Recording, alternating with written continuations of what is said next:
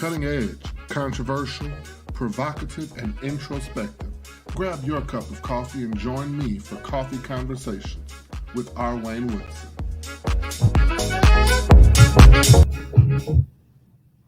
Good morning, everybody.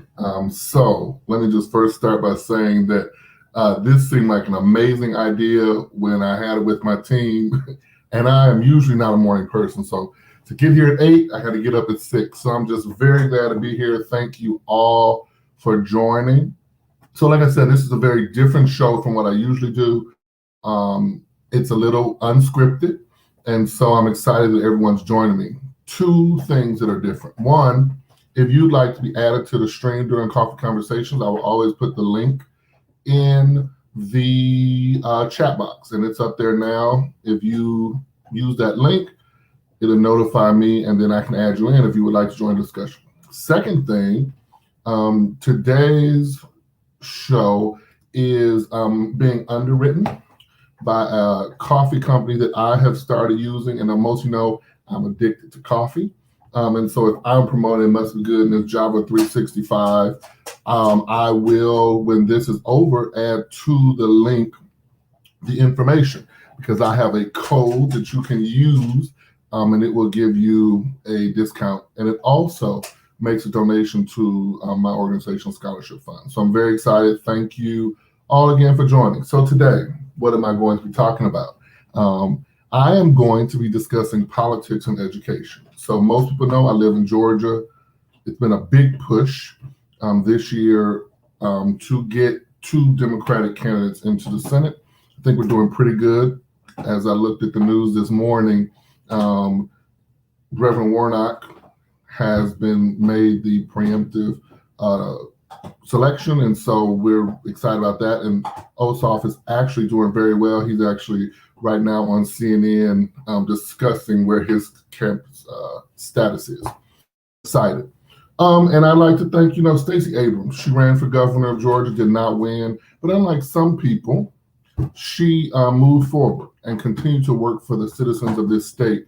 And that's admirable. It's very easy when you are doing things to get in your feelings and to stop doing the work. And she always said that she was running for governor to represent the people, and she is continuing to prove that. And of course, Reverend Warnock, pastor of Ebenezer, most people around the world know him and that church. And I have had the benefit of meeting Ossoff. He came to my church, really personal person, and has consistently reached out to individuals, and not just because we're voting. So great there. I'd also like to thank a friend of mine, Kai. He ran for our state Congress a few months ago, did not win, but since that time, he has continued to do the work. And so I'm very thankful for all of those people. So my views, I'm excited that we are potentially winning both of these seats. My concern is that African Americans are not historically anymore participating in politics. So there are other things that are more important than our federal positions, and those are local and state positions. And many of us don't even participate if it's not a presidential year. And so that is why some of our communities, including mine, are having some of the challenges we're having. We have a really good candidate here running for another position, and he's not doing as well as those running for Senate. And so that concerns me greatly, that we are not invested in our own communities.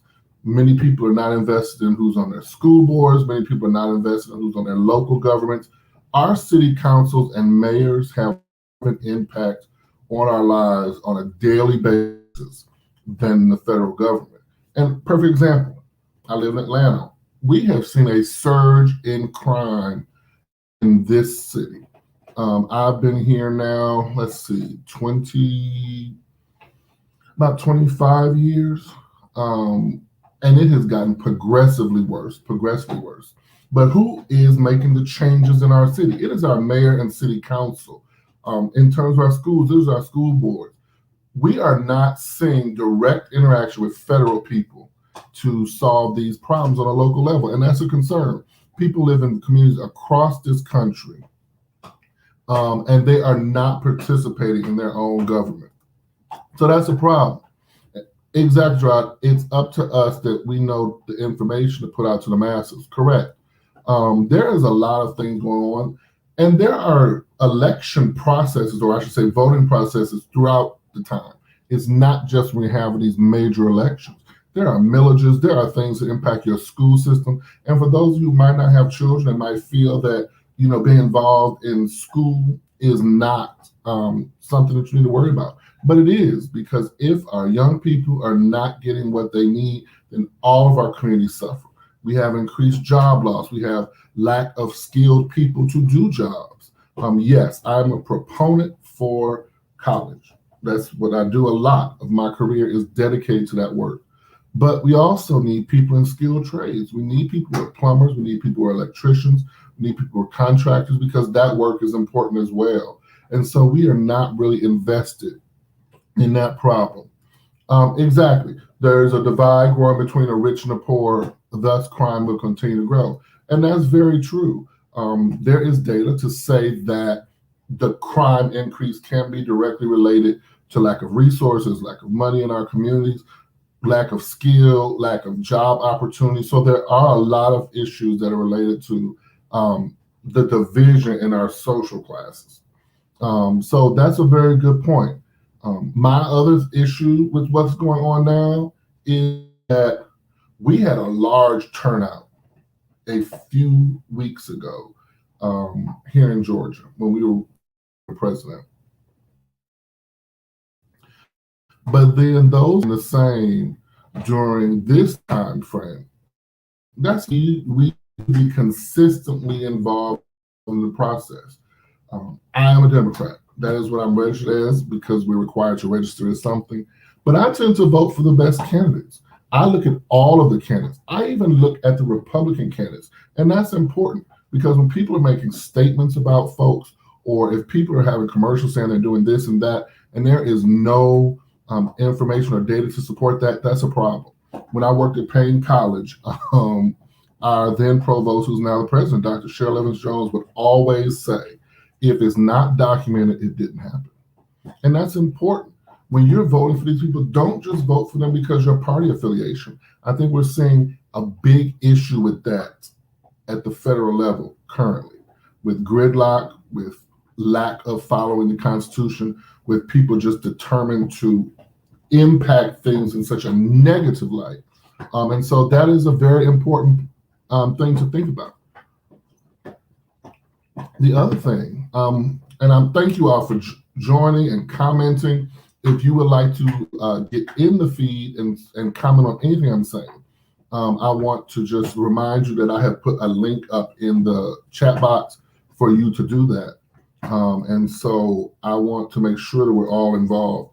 The other thing is, I know some of you are getting ready for work, some of you are on the way to work, some of you are working from home, but I hope everyone is doing whatever they need to do in this time to be safe.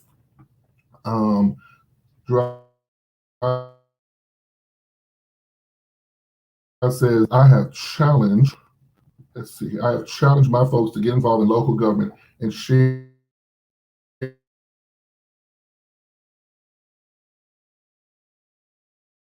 most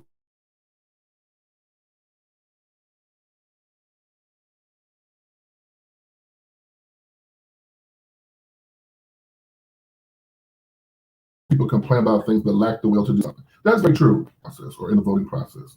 I mean, there was a time when I was one of those people who felt that my voice did not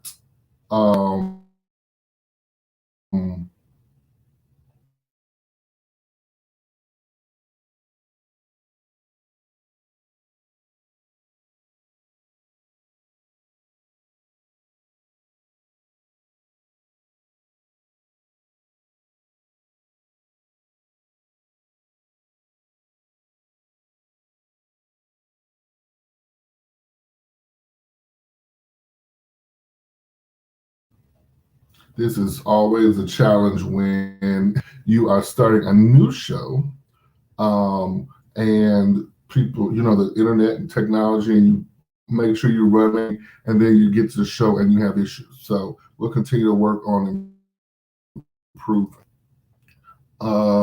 We have another comment here. For some reason, no one talked about the Public Service Commission race at all. Exactly. and we should vote for the best person for the job, not just blue or red. Exactly. It's the same foolishness as back in the game. I fully agree.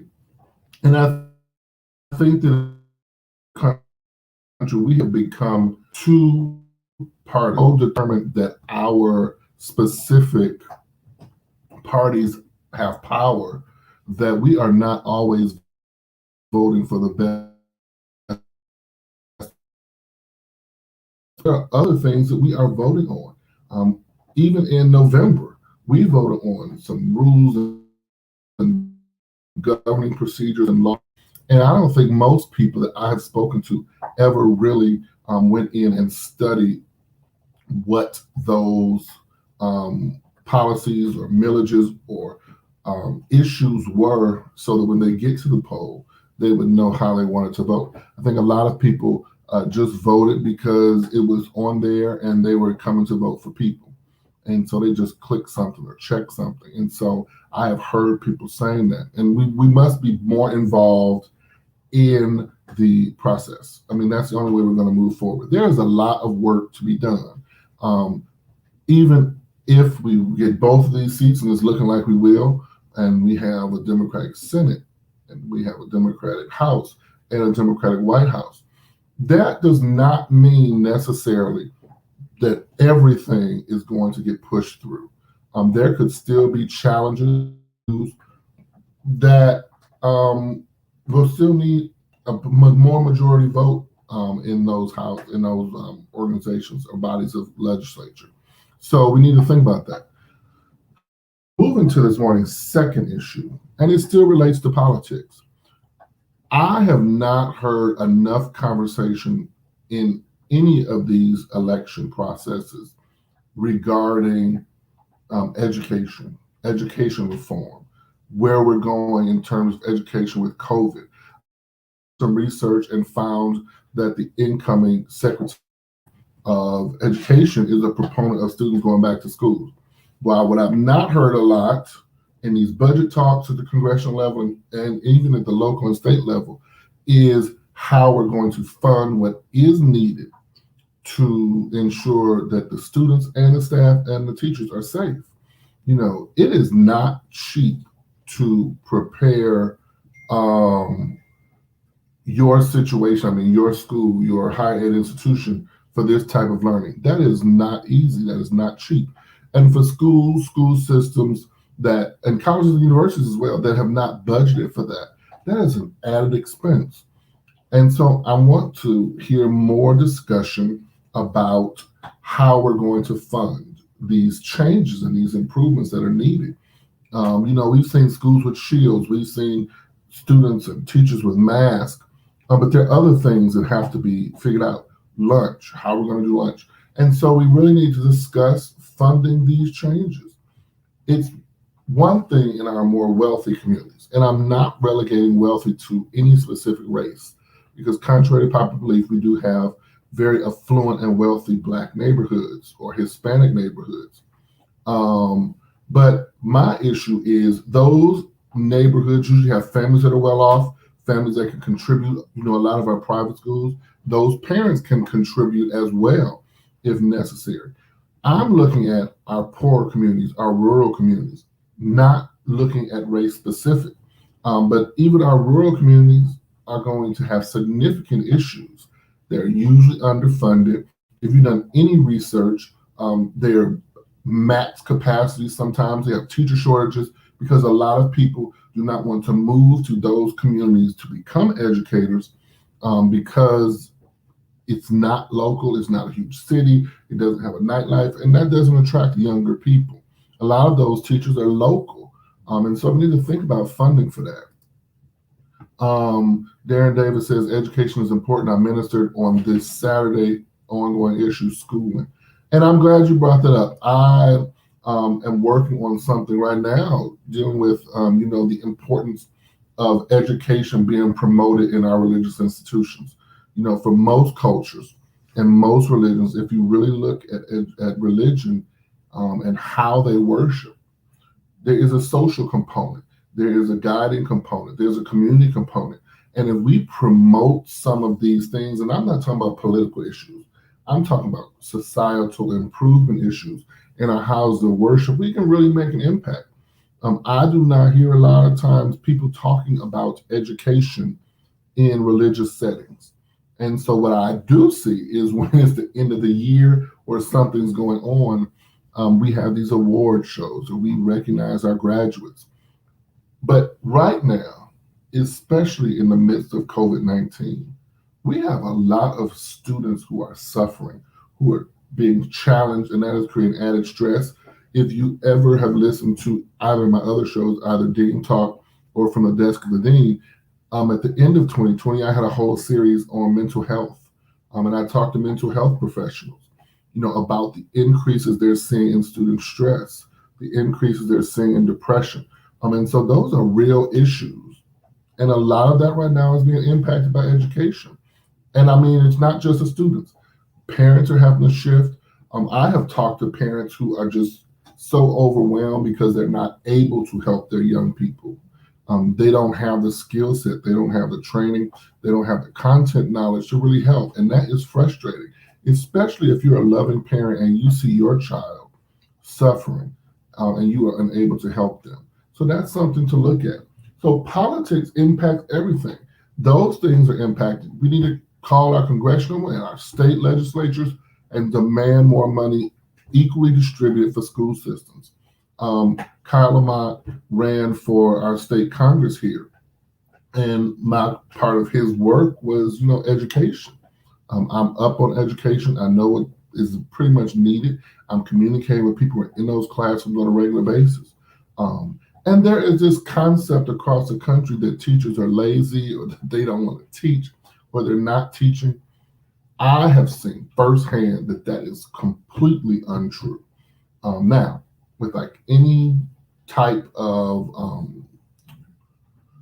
career, there are those people who are not going to do their jobs, who are not interested or there for a check, but that is few and far between.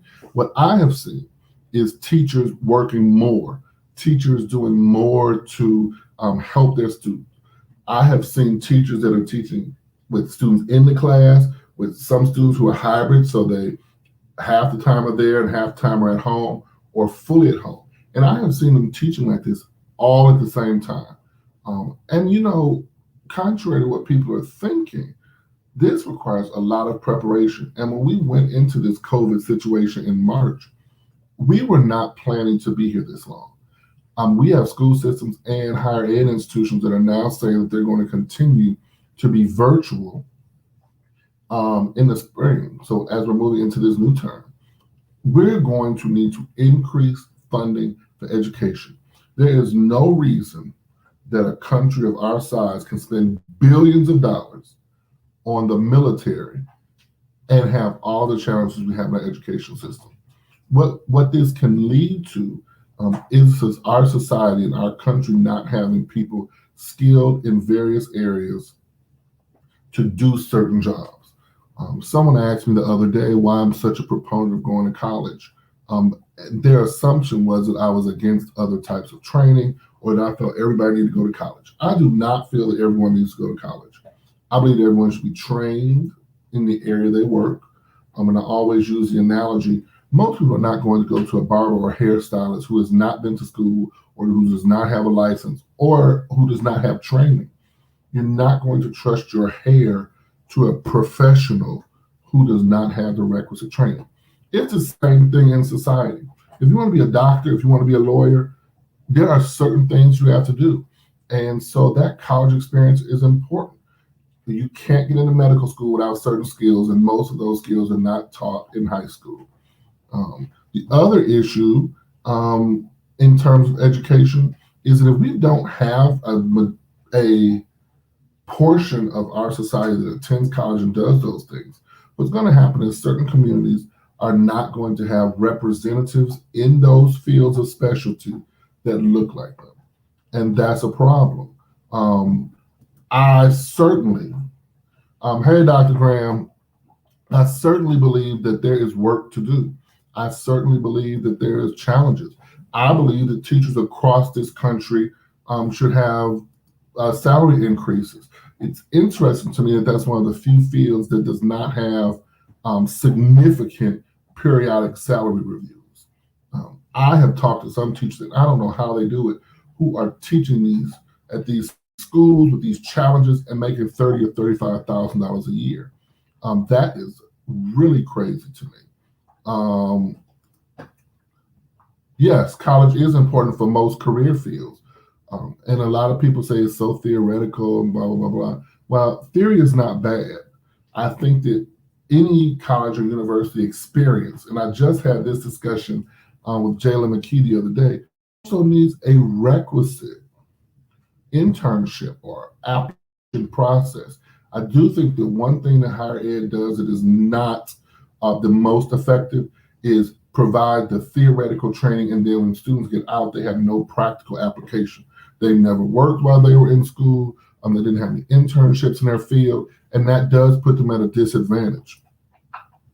Yes, and the trades are good for others. When I was growing up in Detroit, I was so glad that we had our trade schools. And, you know, I have consistently said that some of the best catering I have ever experienced was from those students. It was the same when I was at Payne. We had a partnership with Augusta Technical College, and their culinary program. That food and those students' professionalism was amazing. So I never want to discount the trades. Perfect example. A few months ago, I had a pipe burst in my house. I would not have known how to fix it if the plumber didn't come. I would not have flooring and walls back in if my contractor had not come.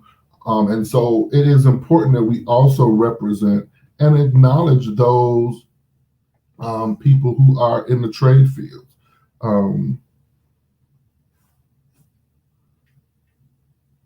Teachers get paid, especially the older kids they teach. You know, some people say that. Now, I'm going to speak from example. Most of my family are educators. My mother was a 37-year educator. Most of my cousins are educators. And the salaries across this country are atrocious. And contrary to what people believe, college professors and administrators at most levels are not making the money that people think they are. I have seen firsthand that college professors leaving the collegiate arena and returning to public schools to teach because public school teachers get paid more. I was a college professor on a campus, and I was an administrator on a campus. And so I know firsthand that the perception that people have is not accurate. Now, I'm not talking about many of our college presidents or VP levels. Some of those people do have requisite salaries that are commensurate, but most do not. Mark Woodard, I agree, educators need a raise in compensation. Yes, parents, that is a very good point, Mark. Thank you so much for joining me this morning. Parents teaching virtually are starting to understand this. Now, someone's view is, why am I doing this if the teachers get paid? But I think they're starting to understand, especially my cousin, who has a very difficult child, is starting to understand what the teachers are going through. Now, you might have one or two children, and a few of the people I've talked to have 4 or 5, but most people have 1 or 2 children. You multiply the needs of those 2 students by the 30 or 40 that might be in your class, all at one time with different levels of need and different levels of learning, and just, compound that. Oh, wow, they took the trades out of my high school. There's very little available. That is true. I have an issue, and this is my show and I can say what I want. I have an issue with where the country is going in terms of STEM. I am not against STEM. I do believe we need mathematicians and scientists and people in technology. But my concern is that to do that, they are eliminating trades and humanities programs. You'll hear my dogs barking. We're all in here this morning. And that's a problem because we need everyone across the board. I was just talking to someone the other day, and we were talking about the elimination of arts in programs. And I just made a reference that said, when we have national tragedies, I don't see anyone calling a biologist to come and perform to help the people through the process. I don't see people calling a lawyer to come and help them through the process. I don't see them calling a doctor. But usually, one of the first things to be cut at any institution is the arts program, because it's not considered essential. But what happens if we don't train those people is we will not have these artists, musicians, actors. People are now starting to realize the impact that theater has on our communities. Now that, Broadway is closed indefinitely, they are starting to see the impact that those shows have on people's mental health. The ability to leave your day to day, go somewhere and think about something else is critical to success. College professors don't get paid unless they are full-time or tenured, especially large university teachers. If they are not there, then they are a lot of times underpaid based on, well, that's partially true and partially not. Even some tenured professors at research institutions, depending on what their area is, are not paid. I have a friend of mine who is a very well-known historian who's at a major university, and he is not paid at a level that would be commensurate with his experience, his teaching load, or his expertise, because he does not teach math, science, technology, and that's an issue. I'm a STEM graduate and talk to my high school students as much as I can. That is a good point. Graduation coaches and counselors are not aware of the many career fields. That's true. Part of the work that I do is in college readiness.